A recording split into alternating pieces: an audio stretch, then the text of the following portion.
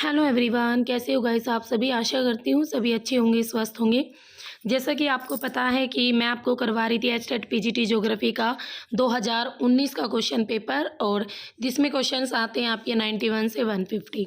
ठीक है, इसी के साथ आज की इस वीडियो में मैंने आपको लास्ट वीडियो में कराए थे वही 91 क्वेश्चन से लेकर 120, और आज की इस वीडियो में हम करेंगे 121 से लेकर 150 तक के कंप्लीट क्वेश्चन।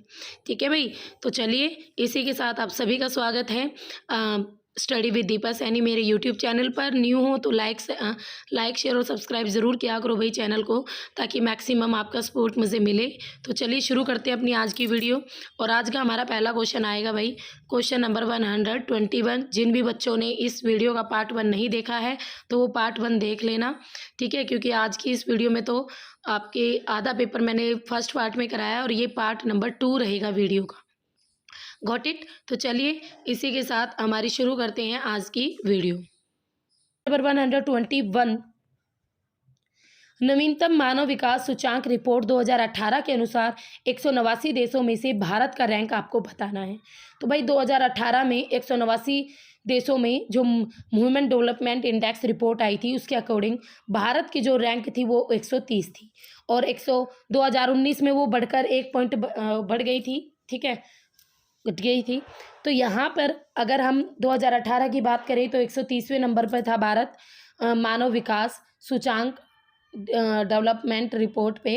और आपको याद रखना है 2018 में कौन सी थी, 2019 में कौन सी थी, और न्यू अगर आ गई है तो वो भी आप ज़रूर देख के जाओगे। और जो ये मानव विकास रिपोर्ट है, लास्ट ईयर क्वेश्चन आया था कि इसे कौन प्रकाशित करता है, तो इसे UNDP प्रकाशित करता है, यूनाइटेड नेशन डेवलपमेंट प्रोग्राम के द्वारा ये प्रकाशित की जाती है रिपोर्ट। नेक्स्ट आता है क्वेश्चन नंबर 122, निम्न में से कौन सी आग्नेय चट्टान नहीं है, यानी इग्नियस रॉक नहीं है। गीसराइट भैया आपकी आग्नेय चट्टान नहीं है। ठीक है, तो गीसराइट अगर हम बात करें तो ये आपके आग्नेय चट्टानों में नहीं आती। पैग्मेटाइट, टफ, गैब्रो तीनों आग्नेय चट्टान है, तो राइट आंसर हो जाएगा ऑप्शन नंबर 1। नेक्स्ट आता है क्वेश्चन नंबर 123, सू नहर जोड़ती है।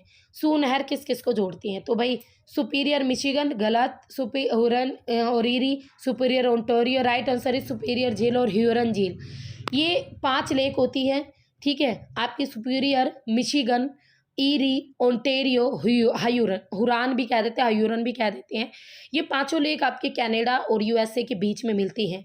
ठीक है, और सुपीरियर लेक और ह्यूरन लेक को आपस में जोड़ती है सू नहर, तो राइट आंसर होगा ऑप्शन नंबर 2। नेक्स्ट आता है क्वेश्चन नंबर 124, किसने कहा कि मानव पृथ्वी तल की उपज है। किसने कहा भाई जो मानव है पृथ्वी तल की उपज है, और सारे अगर हम बात करें पृथ्वी पर ही मानव निवास करता है, और भाई सिंपली बात करें तो पूरी तरीके से निश्चयवादी था, यानी प्रकृति का ही बोलबाला मानता था मानव के ऊपर। तो ये कौन था, तो भाई रेडजेल जो महोदय है इसकी स्टूडेंट थी सैंपल की स्टेटमेंट है। रेडजेल की स्टूडेंट सैंपल ने ये कहा था कि जो मानव है वो पृथ्वी तल की उपज है, पृथ्वी ने ही उसे बसाया है, पृथ्वी पर ही उसे रहना है। नेक्स्ट आता है क्वेश्चन नंबर 125, प्रवास का गतिशीलता संक्रमण मॉडल दिया गया। तो आपको बताना है प्रवास का जो गतिशीलता संक्रमण मॉडल है वो किसने दिया, रेविंस्टन ने, जेलेंस्की ने, ली द्वारा या वोलपार्ट के द्वारा। तो जो प्रवास का गतिशीलता संक्रमण मॉडल है उसको देने वाले थे जेलेंस्की महोदय। जेलेंस्की ने दिया था गतिशीलता प्रवास का संक्रमण मॉडल, और ये क्वेश्चन भी 3 से 4 पेपर में आ चुका है, बार बार रिपीट होता है। ली महोदय का भी आता है, ली महोदय ने दी थी भाई आपकी प्रवास धारा सिद्धांत दिया था। और अब स्टेटमेंट में क्वेश्चन कुछ ऐसा था कि प्रवास के स्ट्रीम इन्होंने जो दिया था ना, माइग्रेशन स्ट्रीम थ्योरी दी थी ली महोदय ने, बस आप इतना याद रखना, कुछ गलत सलत लिख के दिया था, मुझे ध्यान नहीं है अभी। नेक्स्ट क्वेश्चन आता है रोस्ट्रेन के द्वारा 126, रोस्ट्रेन द्वारा विकसित औद्योगिक स्थानीयकरण के 3 सिद्धांत प्रतिबंध है, यानी रोस्ट्रेन महोदय ने दी थी भाई आपकी इंडस्ट्रियल लोकेशनल थ्योरी, और इसके डेवलपमेंट के इन्होंने 3 आपके बेसिस बताए थे, 3 प्रिंसिपल्स बताए थे जिस पर ये थ्योरी पूरी तरीके से बेस्ड थी। वो 3 सिद्धांत बताने आपको कौन से थे, भौतिक, आर्थिक और तकनीक। तो पहला ही आंसर करेक्ट है, भौतिक, आर्थिक और तकनीक, यही तीनों इसके सिद्धांत थे, प्रतिबंध थे, जिस पर इसका पूरा इंडस्ट्रियल लोकेशनल डेवलपमेंट था।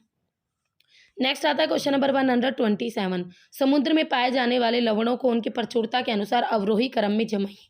अभी अभी मैंने चैनल पर भी ओशनोग्राफी से रिलेटेड आपकी पूरी ओशनोग्राफी से रिलेटेड आपको क्वेश्चंस कराए हैं, और वे अगर क्वेश्चन आप कर ले जाते हो ना गाइस, तो आपको 6 से 7 क्वेश्चन तो उस एक ही क्लास से 2 ही क्लास से मिल जाएंगे।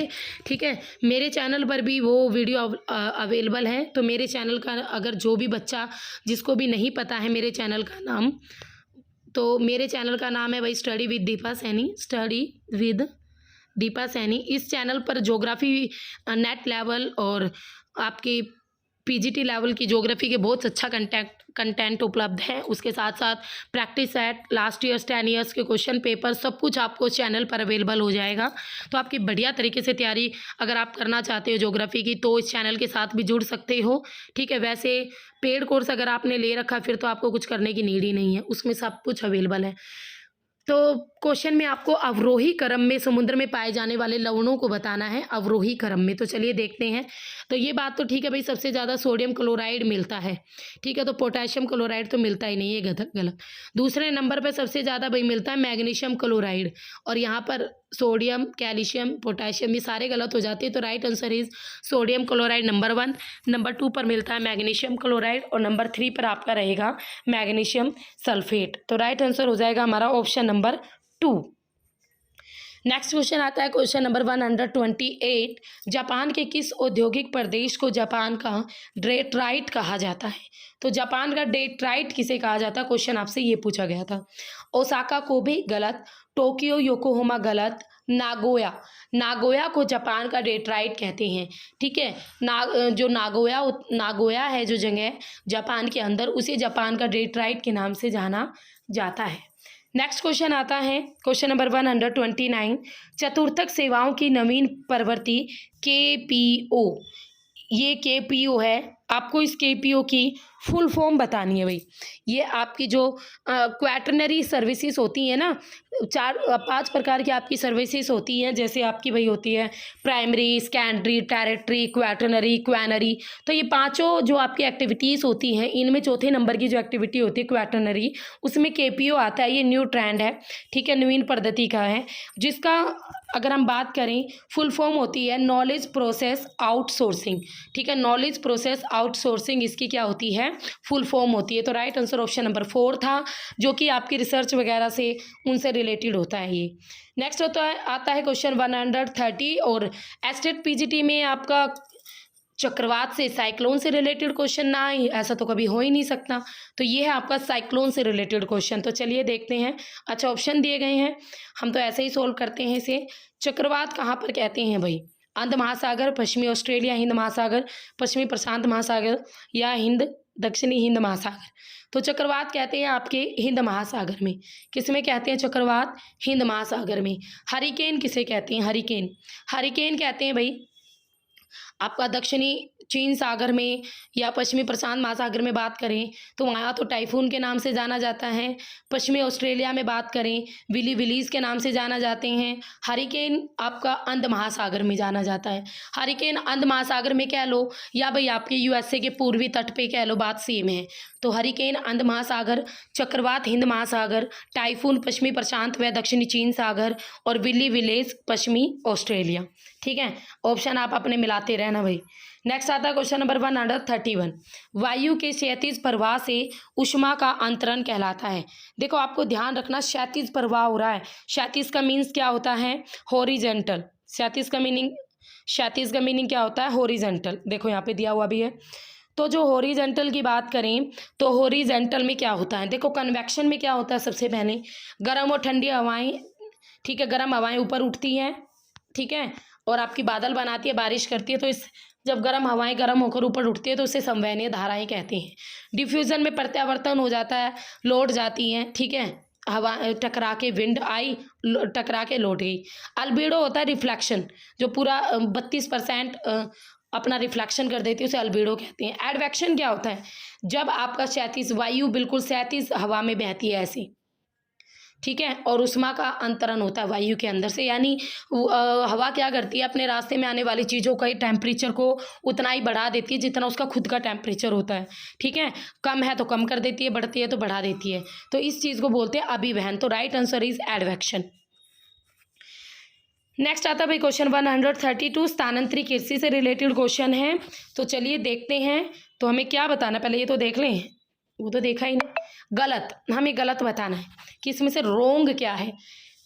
तो केनगिन फिलीपींस करेक्ट है, टोंगिया म्यांमार करेक्ट है, मसोले ब्राज़ील गलत भाई, ब्राज़ील में तो रोका कहते हैं, ब्राज़ील में स्थानांतरित कृषि का नाम है रोका, रोका के नाम से जानी जाती है, तो ऑप्शन नंबर 3 रहेगा हमारा आंसर। श्रीलंका में चेना कहते हैं करेक्ट, तो right answer is option number 3। Next आता है क्वेश्चन नंबर 133, महासागरीय जल में वह परत जिसमें बढ़ती गहराई के साथ टेम्परेचर में आपका तेजी से गिरावट देखने को मिलती है। तो बढ़ती गहराई के साथ टेम्परेचर में गिरावट, तो उसके लिए आपकी थर्मोक्लाइन यूज होती है। जैसे जैसे आप महासागर के अंदर गहराई में जा रहे हो, टेम्परेचर आपका कम होता जा रहा है, गिरता जा रहा है, तो उस चीज़ को, उन लाइंस को जो उनको प्रेजेंट करती है उसे थर्मोक्लाइन कहते हैं। तो राइट आंसर इज थर्मोक्लाइन। आइसोहेलाइन किसे कहते हैं, जो महासागर में लवणता को प्रदर्शित करती हैं। ठीक है, लवणता को, किसको, लवणता को प्रदर्शित करती है, खारेपन की कहाँ कितना खारा, उसके लिए हम जो लाइनें खींचते हैं उसे आइसोहेलाइन कहते हैं। ड्रिफ्ट क्या होता है, ये एक तरीके का प्रवाह होता है, जैसे आपका पश्चिमी प्रवाह, जिसमें कहीं भी प्रवाह मीन्स ये होता है जिसका एक अपना डायरेक्शन होती है जिसकी, और उसी डायरेक्शन में वो बहता है। जैसे आपका उत्तरी अंध महासागरीय प्रवाह, जैसे आपका साउथ में आता है पश्चिमी प्रवाह, जहाँ कोई भी लैंड का पार्ट नहीं होता और सीधी सीधी हवाएं बहती हैं, ठीक है, धाराएं बहती हैं, तो इस तरीके से आपका वेस्टर्न ड्रिफ्ट है वो। नेक्स्ट आता है क्वेश्चन 134, चलिए देखते हैं। कथनों पर विचार करना है, कर लो भाई विचार, सही उत्तर चुनना है, फिर उसके बाद हमें। प्लेट कठोर चट्टानों की अनियमित आकार के खंड है। अच्छा, प्लेट टेक्टोनिक थ्योरी से रिलेटेड है ये क्वेश्चन। ठीक है, तो चलिए देखते हैं। हाँ जी, प्लेट कठोर चट्टानों के अनियमित आकार के खंड है, बिल्कुल करेक्ट। आपको नहीं पता ना प्लेटों का आकार कैसा है, पर ये पता है हमें कि वो कठोर चट्टानों के बने हुए हैं। प्लेट दुर्बल मंडल के ऊपर क्षैतिज चलती है, ये भी बिल्कुल करेक्ट। आपकी एस्थेनोस्फीयर जो लेयर है मेंटल में, उसके ऊपर आपकी प्लेटें मूवमेंट करती हैं। प्लेट की मोटाई 5 से 200 किलोमीटर के मध्य होती है, ये भी बिल्कुल करेक्ट। तो ये तीनों चीज़ें मैंने आपको डिटेल में पढ़ा रखी हैं, तो राइट आंसर हो जाएगा हमारा option number C, ABC। Plate tectonic theory से रिलेटेड क्वेश्चन था ये। नेक्स्ट आता है क्वेश्चन नंबर 135, बुध शुक्र पृथ्वी मंगल जोवियन ग्रह पूछे। अच्छा, जोवियन प्लैनेट पूछे हमारे से भाई, पृथ्वी मंगल बृहस्पति शनि अरुण वरुण, ये 4 बृहस्पति से लेकर वरुण तक के जो हमारे ग्रह होते हैं इन्हें जोवियन ग्रह के नाम से जाना जाता है। और पृथ्वी वाले जो ग्रह होते हैं यानी बुध शुक्र पृथ्वी मंगल, उन्हें पार्थिव ग्रह कहते हैं, इन्हें जोवियन ग्रह कहते हैं। ये बृहस्पति की वजह से जोवियन ग्रह कहलाते हैं, और शुरू वाले 4 आपके पृथ्वी की वजह से क्या कहलाते हैं, वो बुध शुक्र पृथ्वी मंगल, ये चारों भाई आपके कहलाते हैं क्या कहलाते हैं, पार्थिव ग्रह। और ये जोवियन ग्रह, ये आंतरिक ग्रह, ये बाह्य ग्रह। ठीक है, ये चट्टानों के बने हुए भारी ग्रह, ये वाले आपके हल्के ग्रह, गैसों के बने हुए। ठीक है, तो इसका राइट आंसर क्या रहेगा, ऑप्शन नंबर 3। नेक्स्ट आता है क्वेश्चन नंबर 136, सही विकल्प हमें चूज करना है। भूगर्भिक समय सारणी पर सबसे लंबी अवधि युग आपके सबसे लंबे नहीं होते, गलत। भूगर्भिक समय सारणी पर सबसे लंबी अवधि कल्प की होती है, बिल्कुल करेक्ट। सबसे लंबे आपके 5 कल्प होते हैं, महाकल्प। ठीक है, तो इनकी सबसे लंबी अवधि होती है, फिर आगे चलकर इनको युगों में, शकों में, कल्पों में डिवाइड किया जाता है। तो राइट जो हमारी स्टेटमेंट है वो यही है। आगे देखो, शकों को कल्पों में गलत, युगों को आगे शकों में गलत, तो right answer is option number 2। Next आता है क्वेश्चन नंबर 137, मानव भूगोल को मानव समाज और पृथ्वी सतह के संबंध में संश्लिष्ट अध्ययन के रूप में किसने परिभाषित किया। भाई जो ह्यूमन ज्योग्राफी है ना आपकी, उसको मानव समाज और पृथ्वी सतह, इन दोनों के बीच में जो संबंध है, इनके अध्ययन की, दोनों एक दूसरे से इंटरलेक्ट करके स्टडी के रूप में किसने परिभाषित किया था मानव भूगोल को।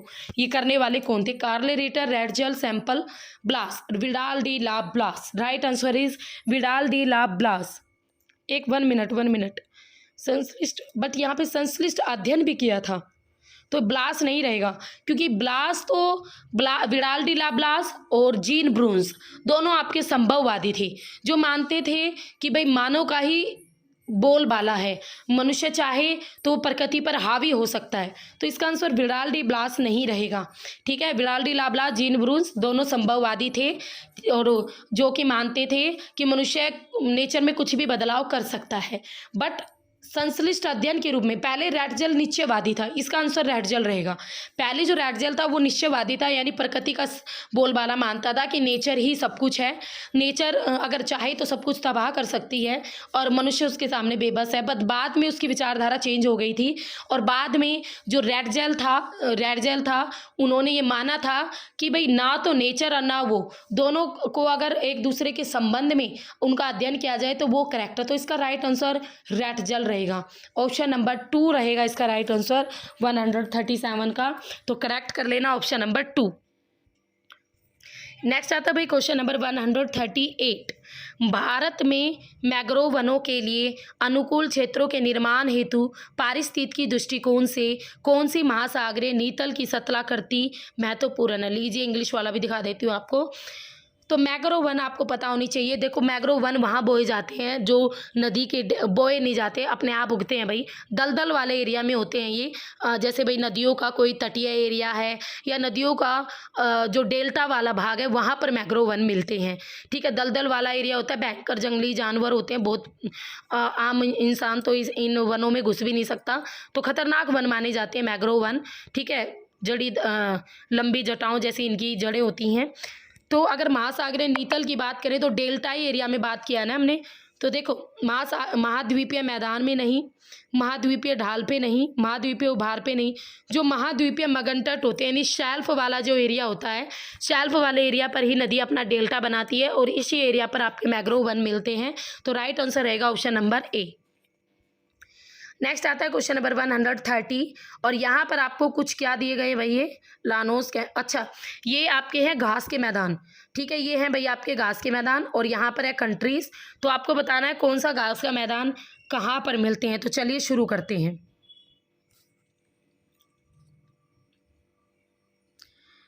चलिए भाई लानोस, अच्छा जो उष्णकटिबंधीय घास के मैदान होते हैं मैंने आपको पढ़ाया है दक्षिण अमेरिका में, जो वहाँ पर उष्णकटिबंधीय घास के मैदान होते हैं उन्हें लानोस के नाम से जाना जाता है ना। जो आपके अमेजन के पास होते हैं ना, दक्षिण अमेजन नदी के आसपास, वे तो अमेजन वन हो गए। अमेजन वन के नॉर्थ में आपके लानोस है और साउथ में ग्रान चिको है, ये सारे मैंने आपको पढ़ा रखे हैं। तो लानोस वेनेजुएला में, ये बात ठीक है।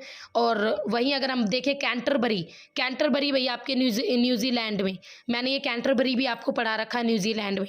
पुस्ताज आपके जर्मनी के, पुस्ताज आपके हंगरी में पुस्ताज जर्मनी, और वेल्स आपके साउथ अमेरिका में। तो ये सारे उष्णकटिबंधीय घास के मैदान थे, उनके नाम थे और ये सारे मैंने आपको करवा रखे हैं डिटेल में, कोई भी टेंशन लेने की नीड नहीं है।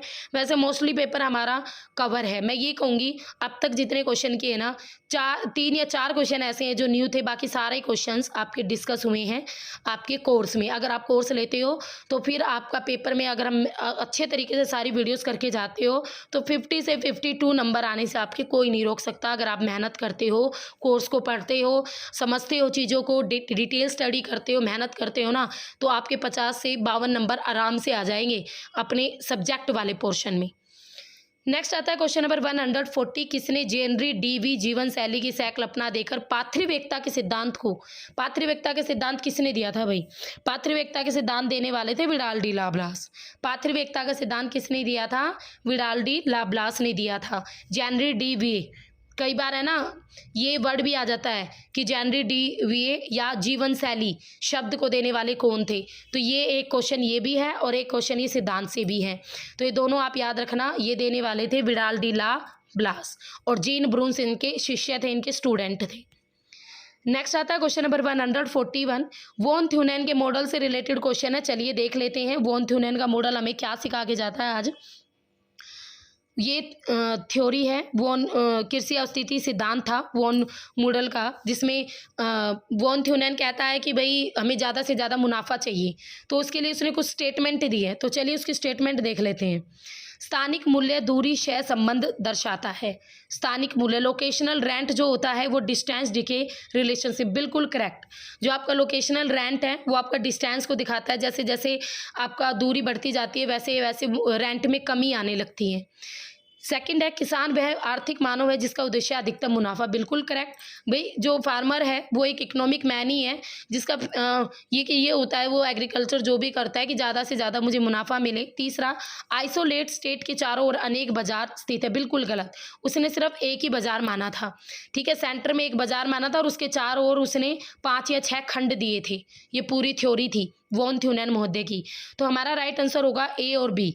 ए और बी हमारा करेक्ट आंसर रहेगा, ए और बी।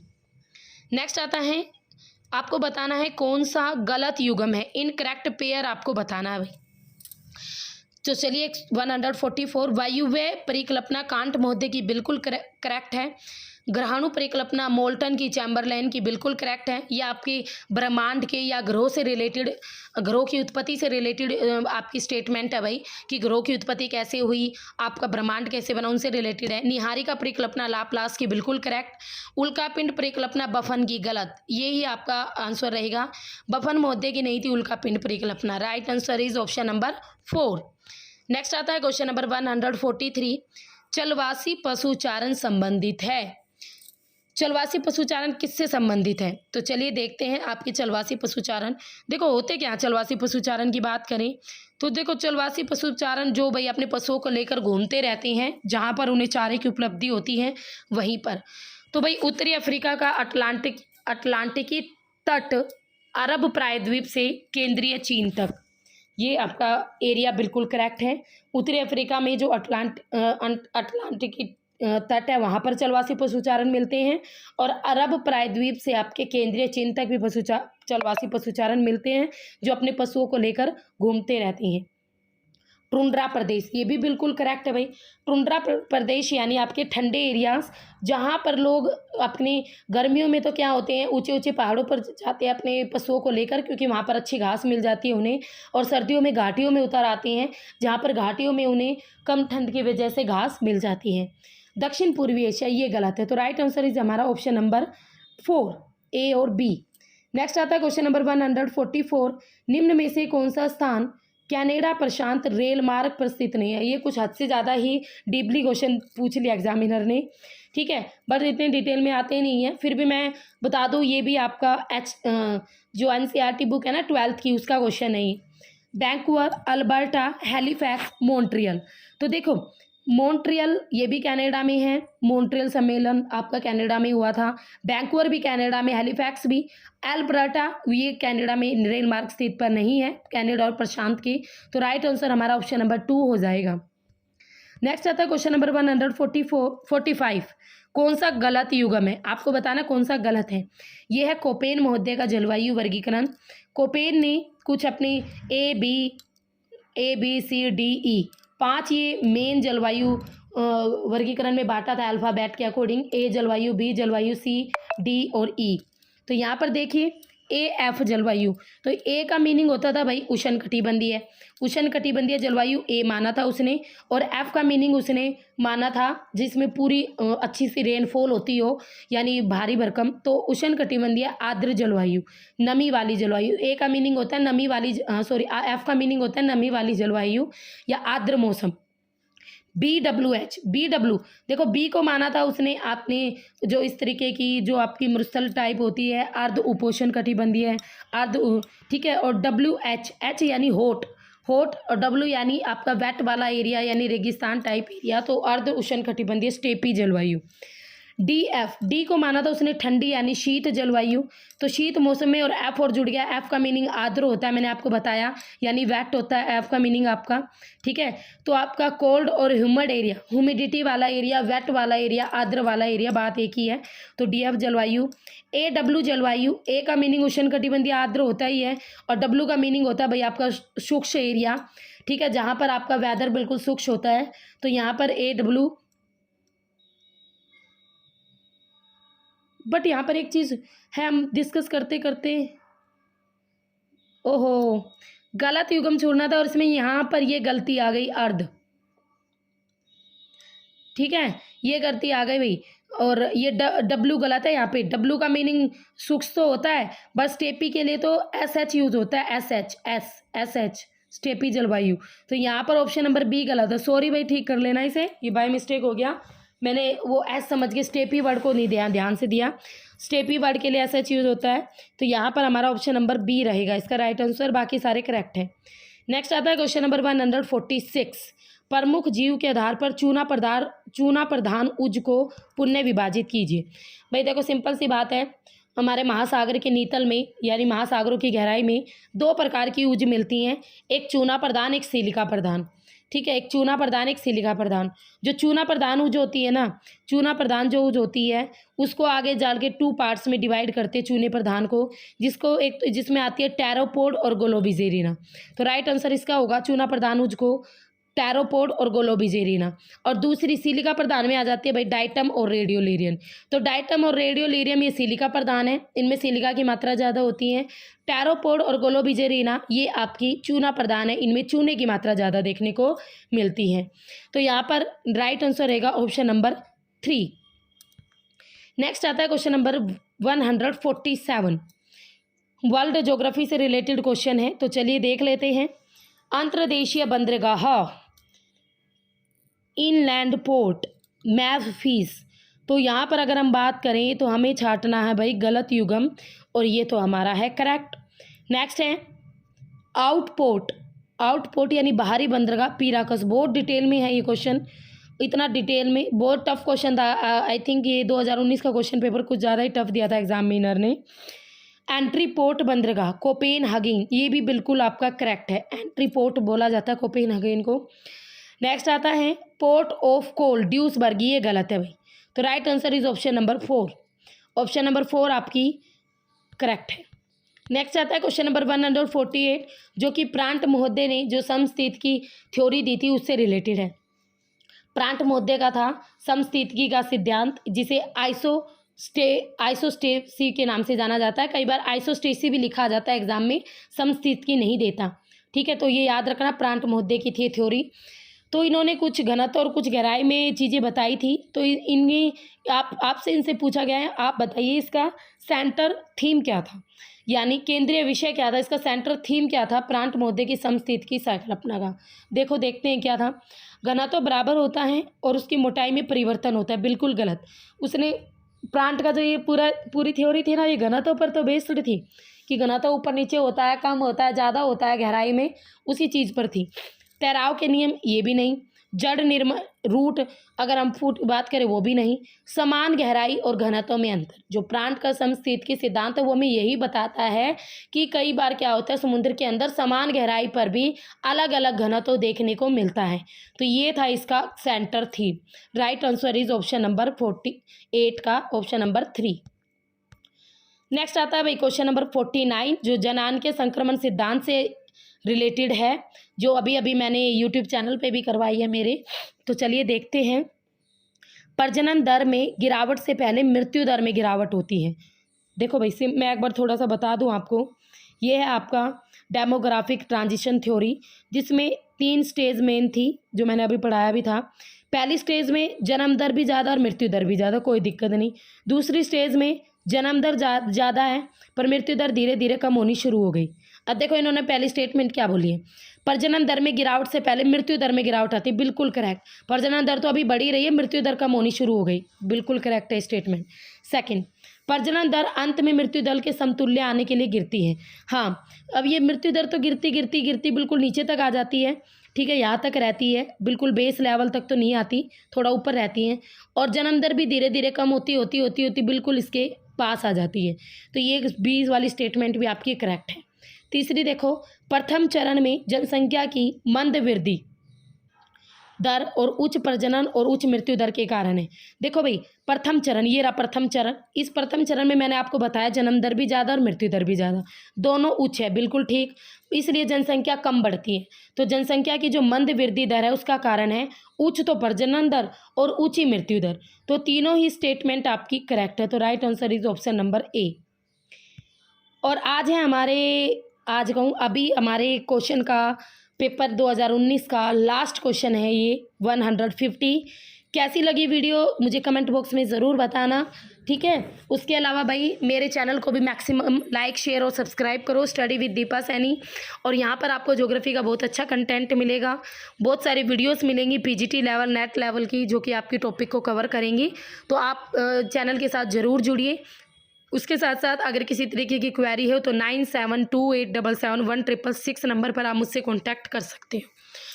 तो ये है हमारी वीडियो का लास्ट क्वेश्चन। वर्ष 2011 के अनुसार निम्न में से कौन सा देश विश्व के 10 सर्वाधिक जनसंख्या वाले देशों में नहीं है? टॉप 10 पॉपुलेशन में बताना है आपको। हाईएस्ट टॉप 10 में ब्राज़ील तो है, इंडोनेशिया भी है, ठीक है, और वहीं हम बात करें नाइजीरिया भी है, बट आपका जर्मनी टॉप 10 कंट्रीज़ में नहीं आता पॉपुलेशन में 2011 के अकॉर्डिंग। तो right answer is option number 3। तो ये था 2019 का क्वेश्चन पेपर। होप सो आपको वीडियो अच्छी लगी होगी। तो अच्छी लगी हो तो अच्छे अच्छे कमेंट कर देना। अगर किसी को पीजीटी और नेट का कोर्स लेना हो तो अचीवर्स एकेडमी पर कोर्स अवेलेबल है। तो फिर मिलेंगे, तब तक के लिए have a nice day. Okay, bye bye, see you.